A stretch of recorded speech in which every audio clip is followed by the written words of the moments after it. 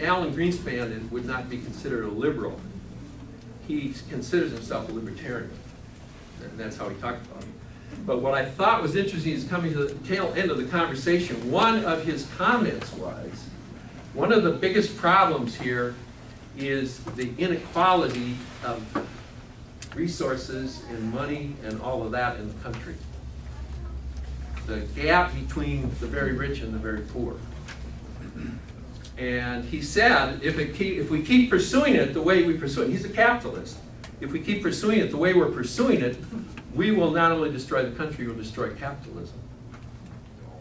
And what's interesting is, you know, I've thought about this because it was Marx that said that very soon the rich will be few, the poor will be many, and the revolution will start. And we had a big middle class, and that's diminishing in this country. And are we almost at that tipping point? You know, that was his question. That's one of his big issues. I thought it was very astounding to hear him, but he's a very thoughtful man. So to come back to that, the fourth thing is, I think we have a cultural addiction. The cultural addiction is to wealth. I am my wealth. You know, I'm a person and I have some assets and I have some, that's a different thing. That would be a normal thing, right? Now again, we take that back into Adler. We could talk about, well, what are the mistaken convictions there? The vertical striving that goes along with that, the isolation that goes along with it, the being against the competitive thing again. So I think that's the other part. Now, having said all that, I just want to say, so now there's some good news and there's some bad news. Okay? So the good news is people who are Adlerian and working in the field where they're using their skills will always have work. The bad news is people who are Adlerian working in the field will always have work. Okay? So if you're going to be working in the field using your skills, you're always going to have work. On that sheet that you got, if you would turn to the back, there's a picture that I want to have you look at.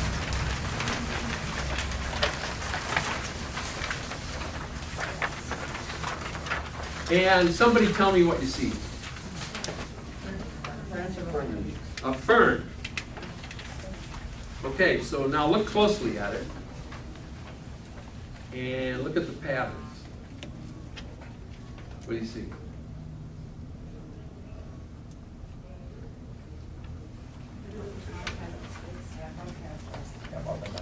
Okay, that's a great macro. Get into a micro. Yes. The thing that I'm bringing to you is, again, a principle of chaos theory, which is, these are fractals. Meaning the whole fern has a certain shape, right? Then if you look at one of the fronds that goes out, that has that same shape. And then if you look at the little pieces that make up the frond, that has the same shape. The fractal thing is that if you see it one place in a system, you're going to see it again and again and again. So if you see it in an individual, and they happen to be married or they happen to have a family, you're going to see it in the couple, and you're going to see it in the family, whatever that is. You know, that could be very positive, it could be very conflicting. And then we get into it from an Adlerian standpoint. We all take ourselves into all that stuff. And we take our convictions and our mistaken convictions, our goals, our logic, into all of it. So what I wanted to say is, that's what I want to do, to look at. First off, I want to look at the profession, because there's some things that I'm seeing now as I've started, I've been practicing since '84. And that's always an interesting term. When you say that you've been practicing, people say, when are you going to get in the game? So these are kind of reflections on what I've seen in that time, and as it relates to the profession. And I'm very, very worried about our profession. And I'm going to just do this, and then I want to stop and do questions and answers. I think there are three things. Like the physicians, we're rapidly in the process of losing the standard of care.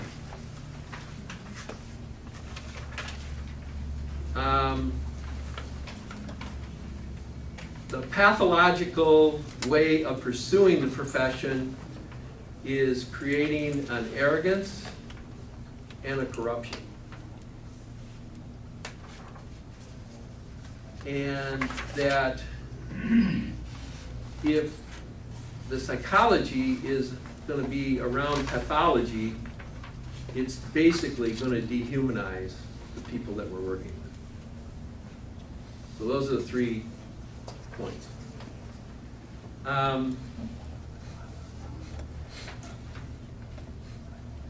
And you know that we're unique from that in the standpoint that I think we do not approach things as pathology. We certainly understand it. We study about DSM-4. I think that has to be related to in a different way. It's useful, but if it's taken the extreme that it's taken, then we're just looking at a sickness. We're not looking at a person, right? So what happens, and I find this now as I'm interfacing with other psychologists, is that they are using the labels, and the medical model that they're operating out of stresses sickness and not humanness. Like I say to my colleagues when we're in consult, they will start into that stuff, and I'll go, wait. Just tell me, what would a good human being do here? And let's talk about why that's not going on. Now, the other thing that I find extremely difficult, because as you know, anytime people individually come into you, they're talking about the relationships that they have with other people. What I'm also finding with, and this is disturbing to me, that they've seen other psychologists, and that psychologist says that my husband is bipolar.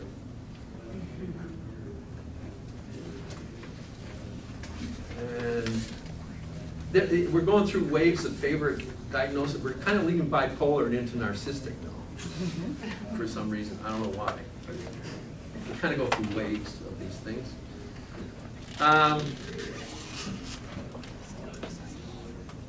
So again, I think that can be a dehumanizing thing. One of the places that we're doing extreme work now is in the court system, where we're helping reunification of parents and kids. And that's very conflicted, and that's where I see a lot of this. And what's happened is, in the court system, there's all kinds of evaluations, there's all kinds of psychological evaluations, and people glom onto these things, and then the labels become weapons in the divorce.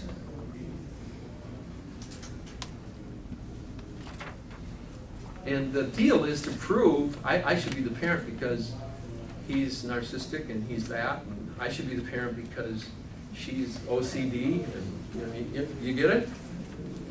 And it becomes weapons, and we're being used to divide, not to bring together, not to settle, but to divide. Now our solution is we're going to start working with the lawyer and say, we're going to go upstream and find out where the bodies are coming in. And say to them, you can do certain things here that will make this a really contentious, conflicted, terrible, hurtful process. And our deal is, first thing, there's only one family system. There may be two households. There's only one family system. there's 2 parents and there's 3 kids or 2 kids or 1 kid or whatever that is. You cannot do harm to that system. There are all kinds of ways we know that you can do harm to that system. And we'd like you to be aware of that. And it starts with someone saying something about the other parent. And the lawyer using that or encouraging that. So that's one of the things that we're seeing also. I also have, and this is again towards that same thing, I had a young man come in the latter part of August. And I think we're going to need to get his mom and dad in, but he's 25. Mom has labeled him bipolar, dad has labeled him ADHD. Not much to choose from there, is there? Huh? Not much to choose from there. Yeah, he's got nowhere where to go. So the deal is that we're working with, well, how do you feel about the labels? And is that, and of course he's full-time fighting, right? Well, that's part of the dynamic between him and mom and dad, right? So eventually we got to get mom and dad into it. So it's a systemic thing. When are they going to back off and kind of accept the young man as a person? No, maybe he has all kinds of flaws, and maybe he has been irresponsible, and I would have to say you're right, he has. You know, just from the stories that we're going through. But how do we bring that together? So he's identified fairly closely with the diagnosis. He's relating, so he's coming to me, this is a cute one, he's coming to me out of treatment. Or alcoholism, I think, or drugs, or alcohol. And he's coming in, we're talking, and already pick up that he has addictive behavior. He has to take responsibility for himself. There's all that stuff that you know about with addictive behaviors. And I just start saying, well, if you don't like that label, then I don't understand why you behave the way you behave. Let's talk about that. How would you do it differently so you could behave in a different way, present yourself in a different way, believe something about yourself in a different way? And so it's like, I gotta work with this human being and have him, he doesn't know stuff like, and I don't know what went on, but he doesn't know stuff like how to set goals and how to set a plan to go somewhere. He doesn't know that. So somehow or another he comes out of that family, he doesn't have just some basic kinds of understandings. I think we're going to have to go back down and work in some of that. Just let him, we did talk about that the other day. So we're filling in some gaps. I don't know if he was an acting out kid. I mean, I got to find this all out, right? But how do we get to the point where he sees himself for who he is as a person, and his parents see him for who he is as a person, and he can be different than the labels. So that's a problem, and you get people coming to you. I'm a depressed person. I'm a this and I'm a that. Well, I've got ADHD. Well, I've got bipolar, although they don't say that. And there's that identification with the symptom. In other words, that becomes how I look at my life. That concerns me. And the other one is, I gave this up a long time ago, but I want to mention it. It's first couple of years into my practice, and I'm trying to participate with an insurance company and so forth. Find myself on the phone with an insurance clerk down in Waco, Texas. And the message she's giving me is, we'll give you 6 sessions with your client. That's standard of care. Okay? And I think there needs to be a pushback. Now, we in our practice have kind of figured this out. One, we have a policy. We do not deal with insurance companies. If you want to deal with, it's cash practice. if you want to deal with your insurance company, we'll make out a bill, send it, you send it in, you deal with them. What we're finding is intriguing. So this is my subversive message for the day. What we're finding is we're not a provider, we're not on a list. We chose not to do that. People are getting their benefits. The insurance company now has to do what an insurance company would do, I guess. Ensure that someone gets a benefit, ensure that someone gets care. So I think that's one of the problems too. So the deal, what I go with is if we're going to deal in that world, we got to deal in that world of pathology because that's what's coming out. I even find us talking here sometimes, and my gut kind of wrenches about how we have to be involved with DSM-4 and how they have to know all that, and I go, yeah, but we should be saying to them, if it is a bipolar, and you got all that stuff, axis 1, 2, 3, 4, and you got all the data that says you get these identifiers, how many of the identifiers do you have and all that kind of stuff so you can diagnose. The question as Adlerians is, what's the purpose? What's the goal?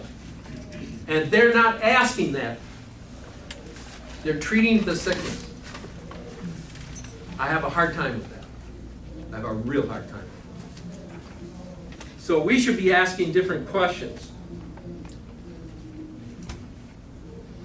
I think we can use that data, but then we have to ask the different question. We should be talking to our colleagues who are not Adlerian trained and saying, do you ask the questions? What's the purpose? What does that do for you? And then what's behind that? What's the minus feelings you have that gets you there? And what's behind that? What's the pattern striving you have? What's behind that? What's the mistaken conviction you have? Is that what's going on or not? Now, fortunately, one of my colleagues and I get to go to what's called divorce camp. It's put on by the American Academy of Matrimonial Lawyers. And their idea is they want to do this camp because they want to change family law to be about settlement, not about litigation. So we're right in on that. I mean, that's juicy. And we're helping with that. But I see the psychologists who are involved in the court as being very pathological. And I also see a cynicism that disturbs me. Not a lot of hope there. So I think we're going to have some conversations on October 4th, 5th, 6th. And we'll see where that goes. The question would be, what would a fully human being do?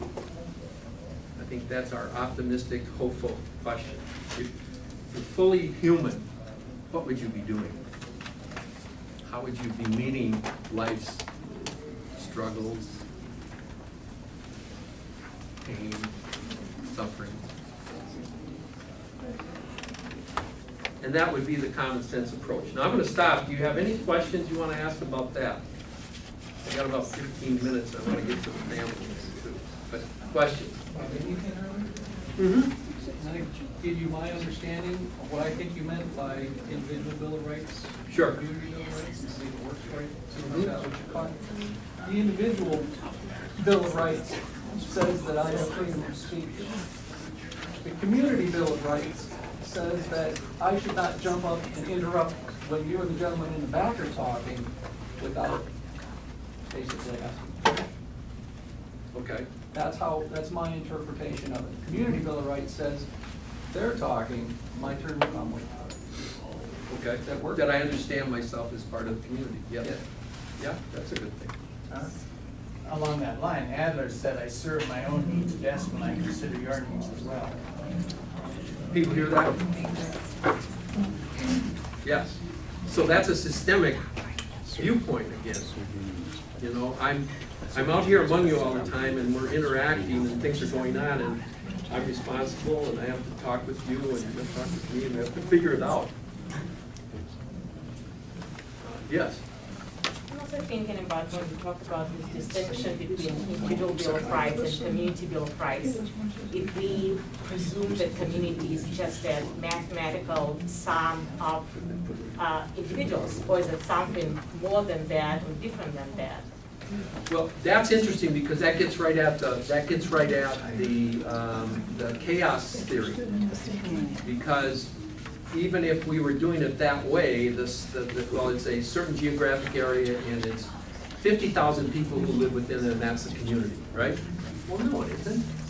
Because what that is a Newtonian view of the system. It's a machine, and it has certain parts, and the parts click together, and that.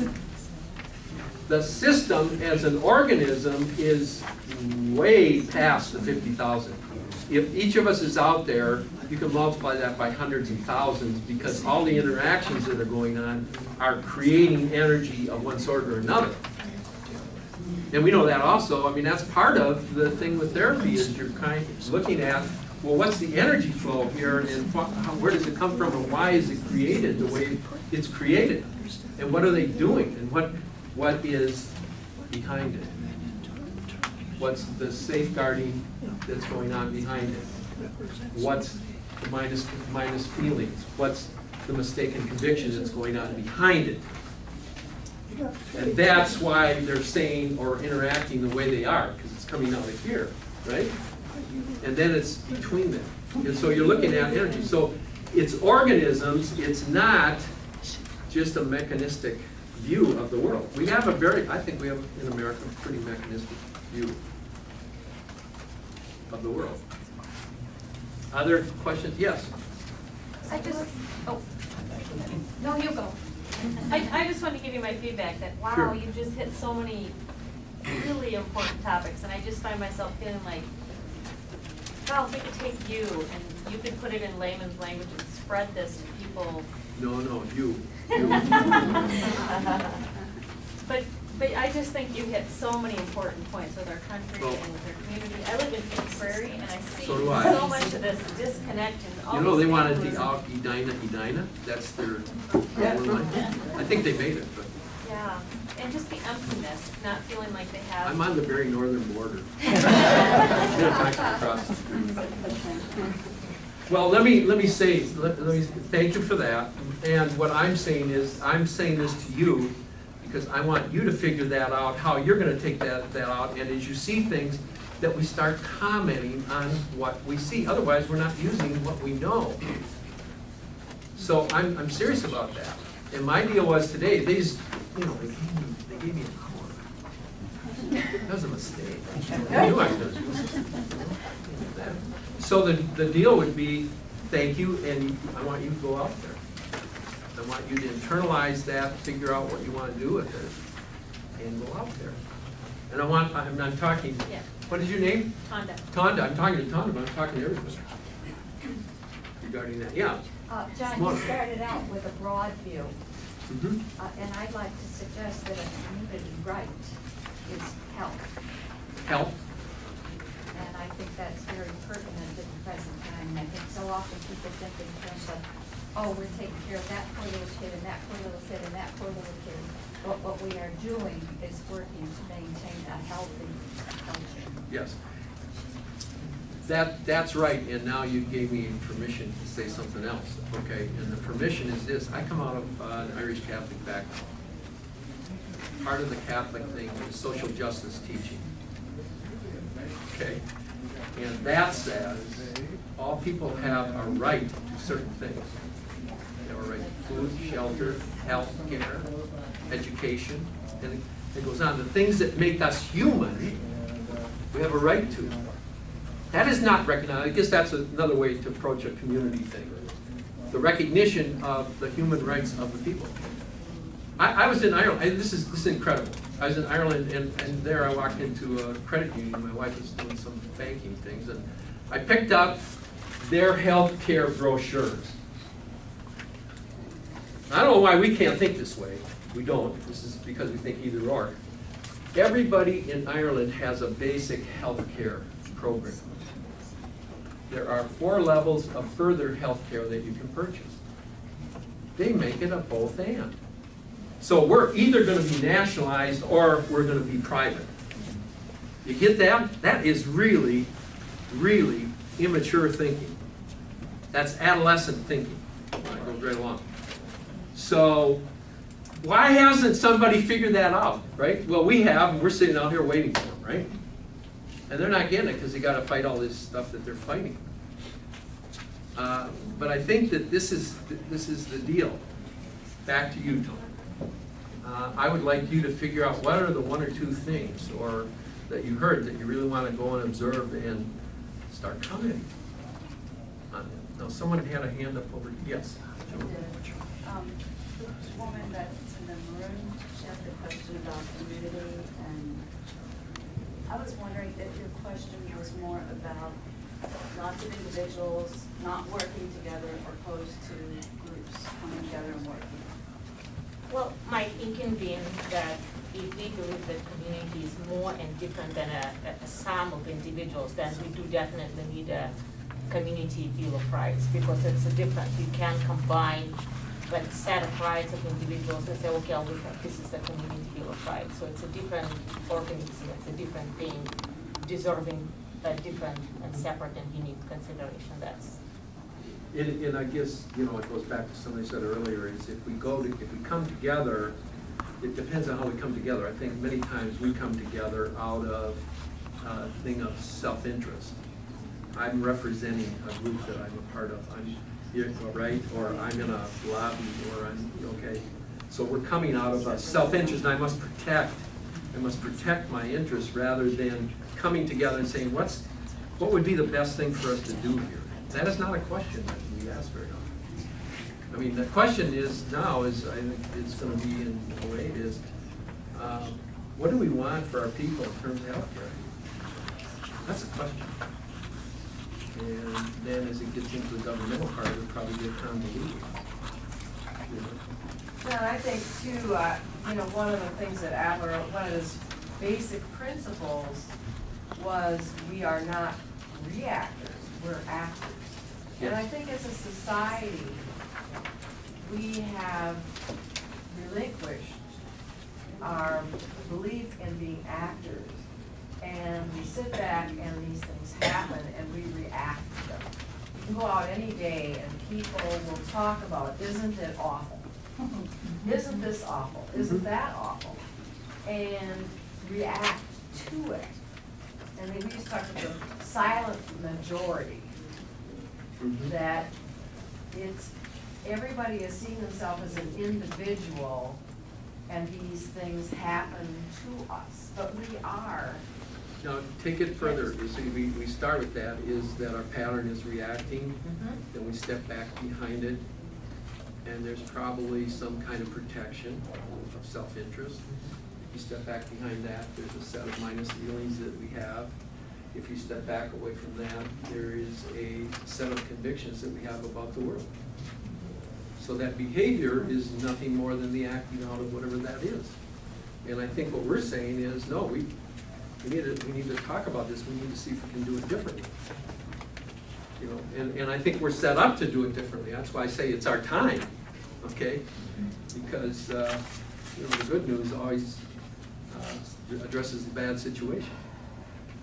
Ken Burns was on Letterman the other night, and he said, we need more unum and less pluribus. and Adler talks about the central place of social interest. But whenever as a we mark look, of help. Whenever we look at the world as my kind and the other kind, you know, my kind and the not my kind, we're not seeing we.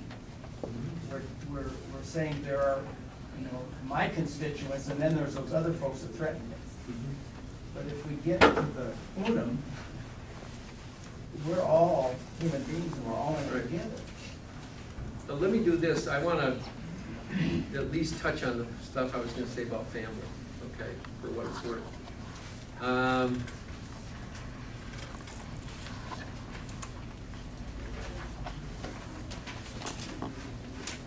One of the things I'm really struck by as we do this work with families is, kids are now clients in the family. And the roles have shifted so that they're clients, and that therefore the parents are service providers. So there's something wrong with that, because then it means you're not a member of that place that you come from, and where you really pick up everything that you're going to pick up, and you start making sense of it, and you decide what kind of person you're going to be. So that's one thing.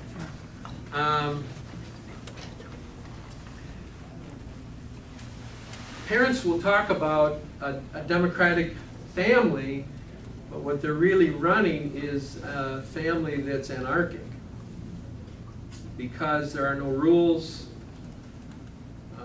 there are no limits, there are no boundaries. In democracy, there are rules, and there are limits and there are boundaries. And I think that gets back to the tension between the Bill of Rights and the community rights. Okay? And I think the other thing is, and I've watched this for a while now, I think professionals have sold parents a bill of goods that they are responsible for their kids' self-esteem.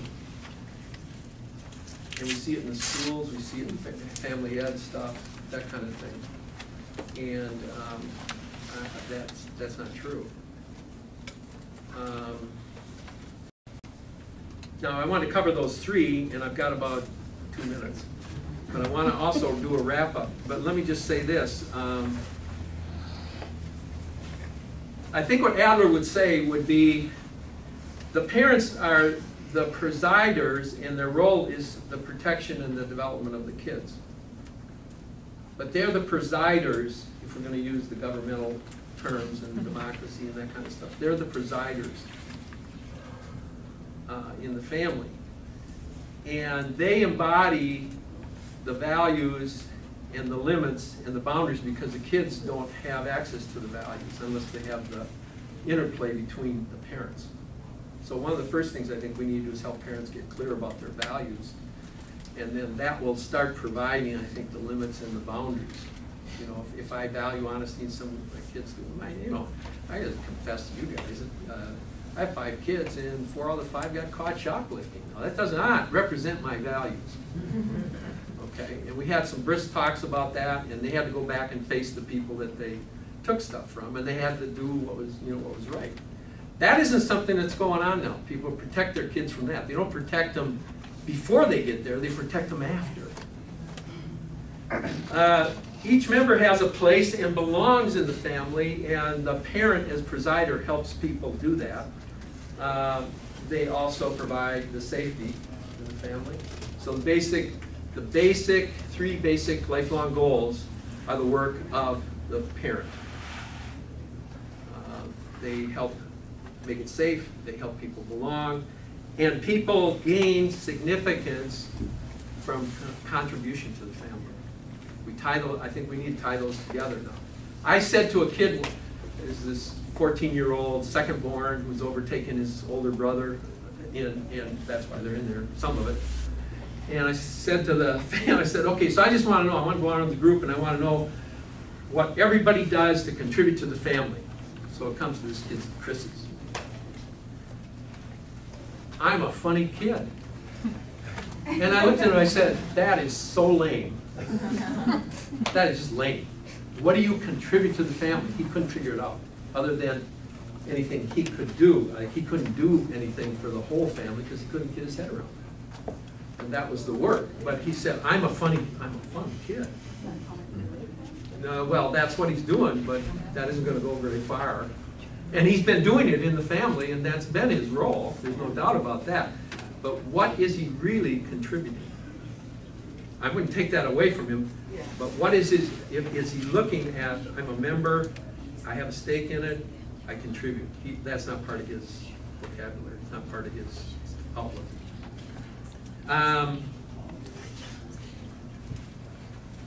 I think the other thing on that is that I came here because Adler was also very comfortable with the spiritual world, the cosmic life task. I could, that's a big part of me, so I could be here that way. But I think what it is that support of the belief that each one, has their unique and individual identity and value. And that we have to have that kind of environment, so that can happen as well. Now let me do this, and I'm over a little bit. Here's my point.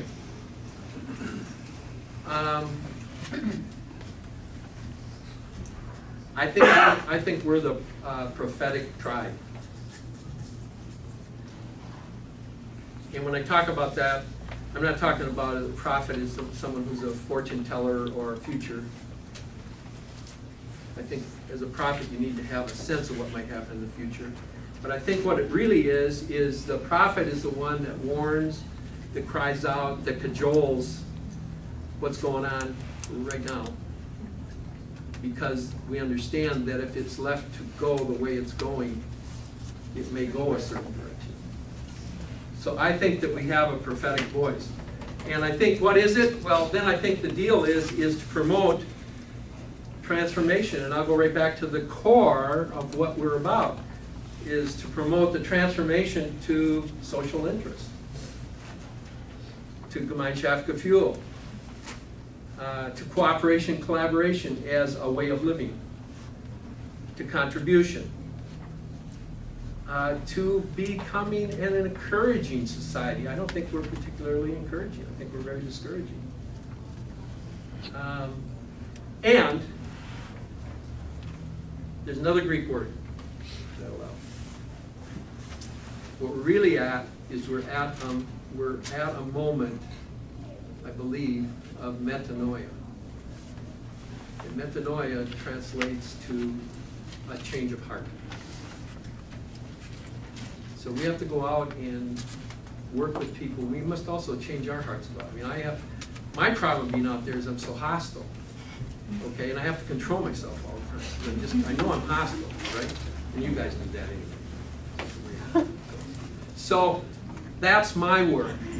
And yet, how am I going to engage with humans in a human way that's good, that promotes something that moves towards those things?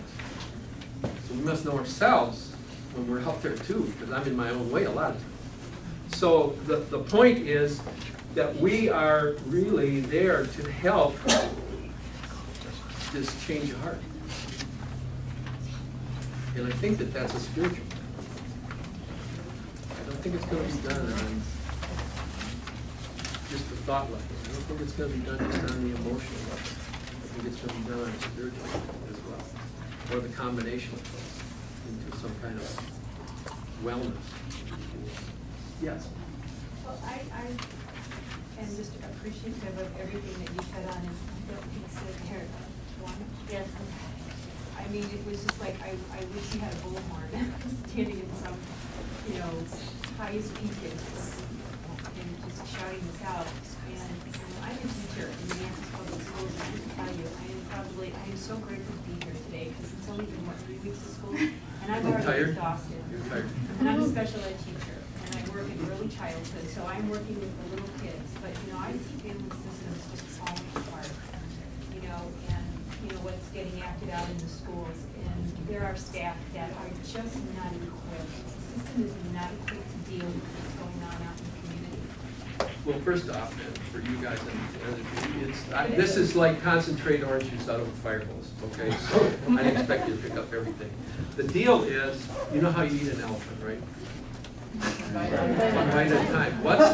That's the point. What's the one bite that you're willing to take? Well, the only thing that I can do is to, The only thing? No, wait. Well, no, not the only thing, but in my current job, and I have to work in a classroom with a teacher who is extremely hostile and passive aggressive, and the only thing, one of the things that I have to do is I go in there and I role model what I have been taught here at Adler, because I haven't received my, I'm not finished yet, but, I try to encompass the change, that I would like to see. And well, here's the point that you're bringing to all of us here And I think that's why we're at a crucial point in our history here, is we gotta figure out how we can come on site at somebody's invitation and start moving and start working with staff and start working with families. We have to figure that out. And I think people are really struggling to figure that out here. It's like we're really ready now to get back out into the world. There's like 4 or 5 task groups that are figuring this stuff out. So the deal is, do not lose. Oh, I've never lost hope. This is my 20th year in the school district, so. God love you. Years, I'm tired. You know, it just feels overwhelming, and I feel like I'm trying to feel, you know, progress. Well, I'm sure that's why we got to gather as a tribe, because we can all go out there and feel that. When we come back, we can celebrate some victories and that kind of stuff, and have food, and have drink together, and dance if we can. That's been planned yet today. Okay, I want to stop there because